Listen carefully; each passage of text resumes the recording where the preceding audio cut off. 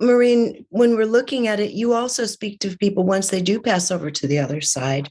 And what are you hearing from their perspective of why they've taken their lives? What are they telling you? I love that question.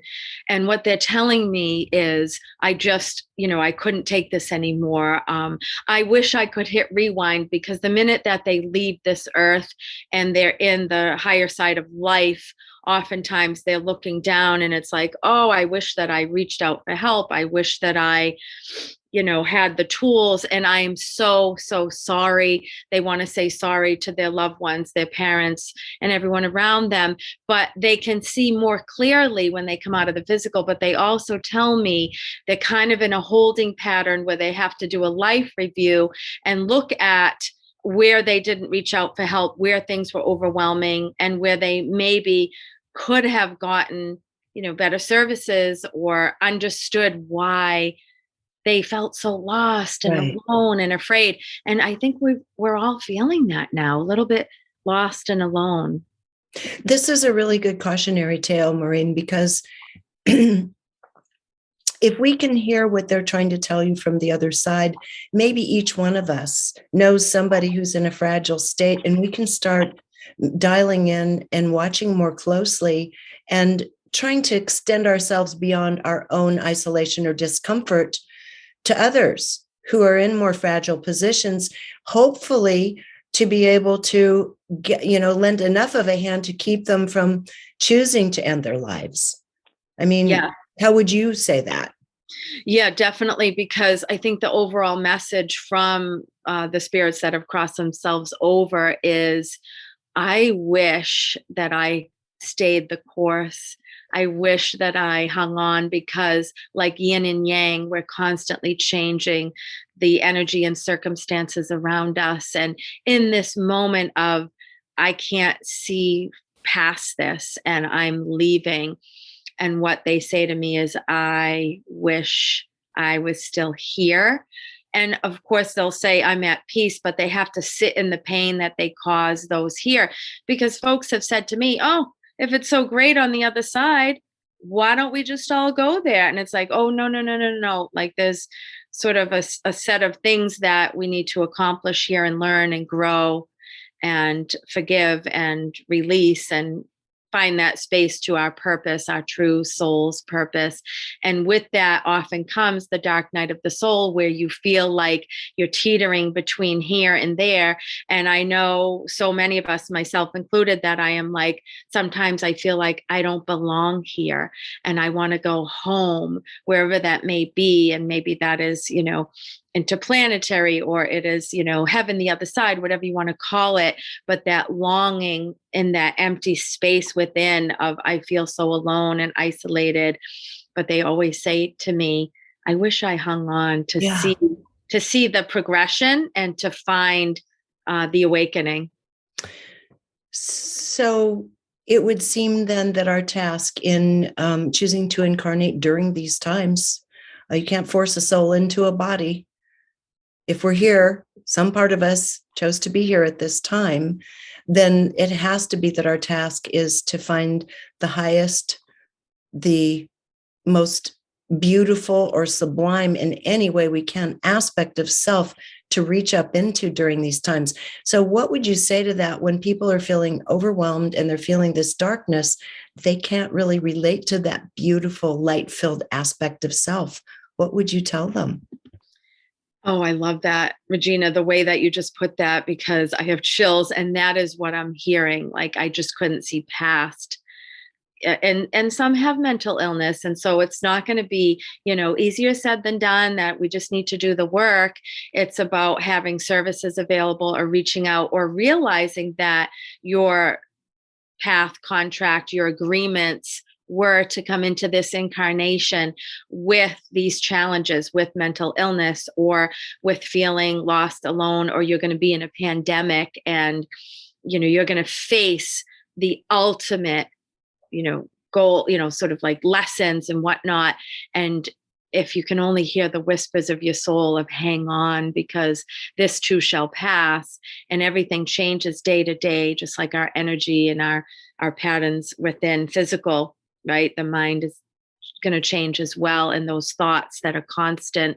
I actually just helped a friend of mine who was this close to leaving here. And yesterday she said, I just want to thank you from the bottom of my heart because I was in a dark place and I wanted to leave. And I'm so glad I stuck around, and I'm starting to already see within days why I needed to stay the course. That's beautiful. Oh my God. Thank you for sharing that. You know, it seems to me that when all seems lost, one of the things we can tap into, but we don't really, we kind of walk by it and don't give it a lot of credit. And that is beauty. And I mean, in any form, a smile, a beautiful sunrise, a beautiful tree or flower, or a baby passing by holding the baby. It seems to me that beauty, because it's of such a high vibration, all of these things are of such a high vibration, might be a path for any one of us suffering from this darkness, that it's just a frequency that our cosmos is bathed in right now. It's a transition frequency, and it's chaotic and it's hard, but beauty still exists all around us. We just can't see it when we're feeling that weighted down. Would be some of the mechanisms you would say to help people connect with those higher frequencies so they can, even if it's just hanging on by the fingernails, hang in here? Well, part of it is reaching out like my friend did to me. And she said, I almost didn't reach out to you and I was just Wow. going to do it and leave. And just reaching out so that somebody can hear you. Like they want to be heard. They want to be held. They want to be cared for and understood.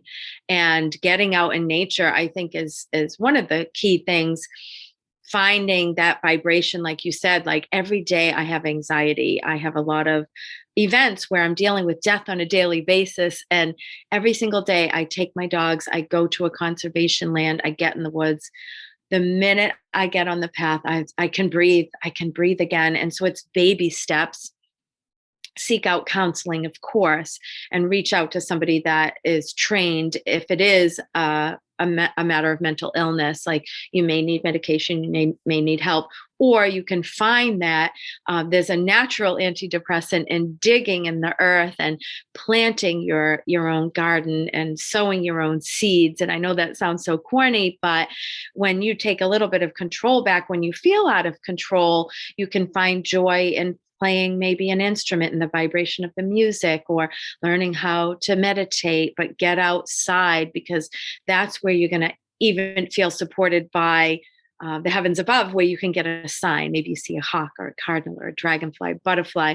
And then the peace of the forest, I don't know about you, but it just moves me. Oh, I'm a big forest person. Yes. So I literally feel the trees taking my anxiety. And this is corny, but it's true. I hugged a tree yesterday because I was so anxious, and I Oh, was I'm a having. big tree hugger. I'm with you. I do it all the time. I love trees. And this is so silly. I thought it was like, I'm like, oh, that's just a saying or whatever. I am hugging the tree, but I was literally like, help me, hugging the tree. And it felt so good. And I felt like the tree, which, has a heartbeat, was taking away my anxiety in the moment. And there's also a lot of natural things that you can do and change your eating habits as well, because sugar is going to bring more of that anxiety. And gut health, I think, ties so much into brain health and your feelings, anxiety, depression, and whatnot. So taking a look at the whole mind, body, and soul connection. I often will tell my clients, like, let's try to change your diet. Let's cut out dairy, gluten, sugar, anything anti-inflammatory that's going to add to these feelings of despair. I love chocolate, but if I have a chocolate fest at night, I'm up all night, I don't do well with caffeine, and I'm very anxious. I love the sugar, but it raises your glycemic index. And then also in comes the anxiety. So taking a look at that, I try to do ashwagandha. I do holy basil. These are some calming herbs that work for me, the chamomile tea, valerian root. So there are things out there that you can start to change the flow of energy in the body, acupuncture, shiatsu. I'm a shiatsu practitioner. I studied Chinese medicine. There are so many tools that you can work on the flow of energy in the body, because if you have deficiencies in the flow or excesses, the lion comes out, or you feel really, really exhausted and tired. And aren't we all feeling so exhausted right now? Everyone. In fact, my friend in Sedona, and not in Sedona, but in Boulder, the makeup artist, you met Suzanne. Suzanne and I were talking last week when I was still at Boulder doing my shows, and said, what is up? It feels like it's an effort to carry our faces around. Our faces feel so heavy. Our legs feel heavy. And then my husband Zeus was saying, God, I don't know what's wrong. All I want to do is sleep. Everything just feels so heavy. So this is what you're hearing from everywhere, I assume. And my husband was talking to all of the people in his community. They're all feeling heavy. This is not something specific to the individual anymore. It's true. This is definitely on, this mass basis of like everybody. If you enjoyed this video, be sure to subscribe to my YouTube channel. And you might also want to consider joining Patreon, which allows me to keep all of this content free and available to everyone. And if you're looking for like-minded souls, you might also enjoy my online community called Our Neighborhood. Links to join are in the description.